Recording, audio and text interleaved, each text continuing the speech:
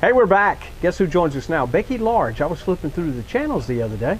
Stopped and actually watched some local news, and so look at there. It's a small world. It really, is absolutely a small world. Thank you. It's good to see you as well. We're going to talk about autism, the Champion Autism Network.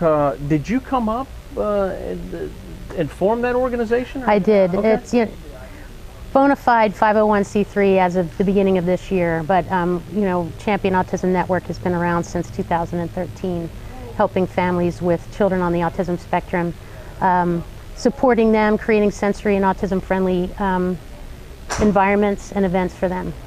Yeah, because what I was familiar with you just from literally seeing a news story where you had talked to all first responders.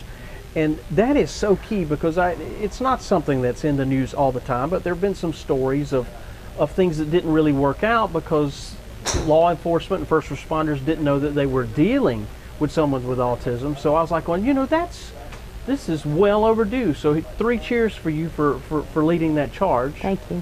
Thank you. Yeah, that initiative actually, it started with, children on the spectrum or people on the spectrum have sensory processing issues with lights, sounds, sirens, anxiety producing. So it made sense to have first responders to have the knowledge that they were going to a home that had, someone on the autism spectrum there. Mm-hmm. But since the initiative has kind of grown to all special needs, because we're developing a form and the infrastructure's there, we're laying the groundwork with Horry County.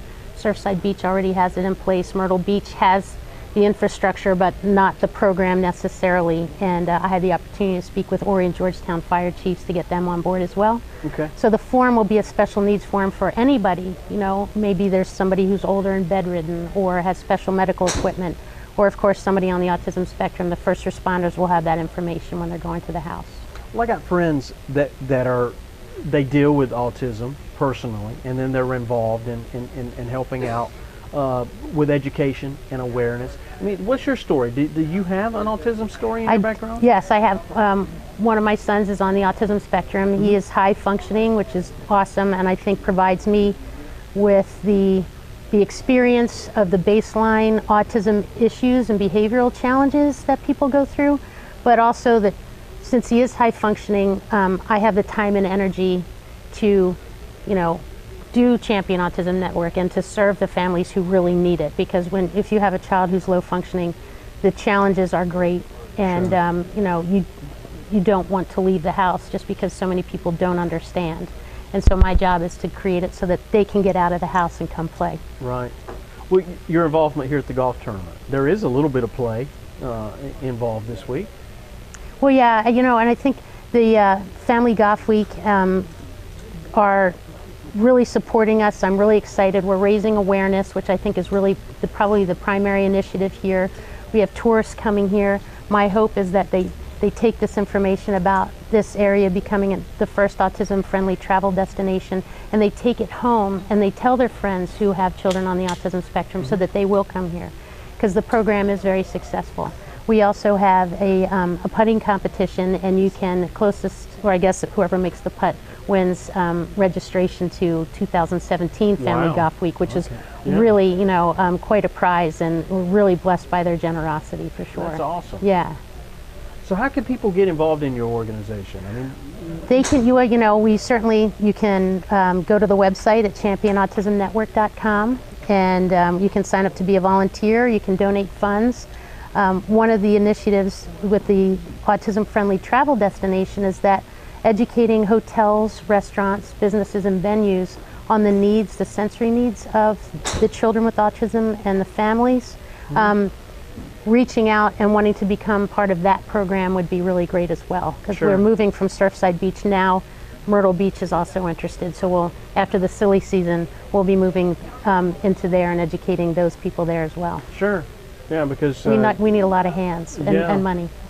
You got money in hand. Yeah. Yeah. Wow, that's tremendous.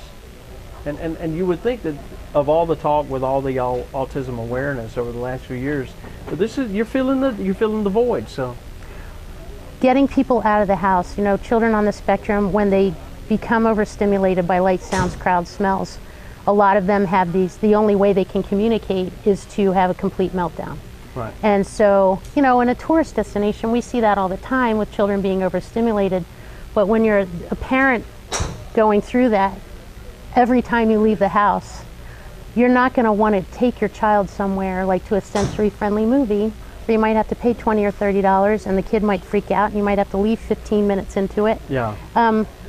So I started with the sensory-friendly movies, and I'm committed to keeping them free so that families can come, and if they have to leave, you know, it's a great gateway event for them to come and enjoy and see these other things that we're working on. Now, where are those held?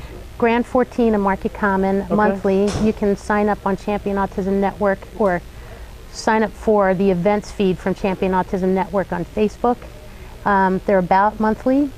We also have sensory-friendly visits to Ripley's Aquarium. We're training Myrtle Beach State Park to become autism-friendly, and we're revamping some of their programs to be autism-friendly. We have a big event coming up September 17th, if anybody's interested in that.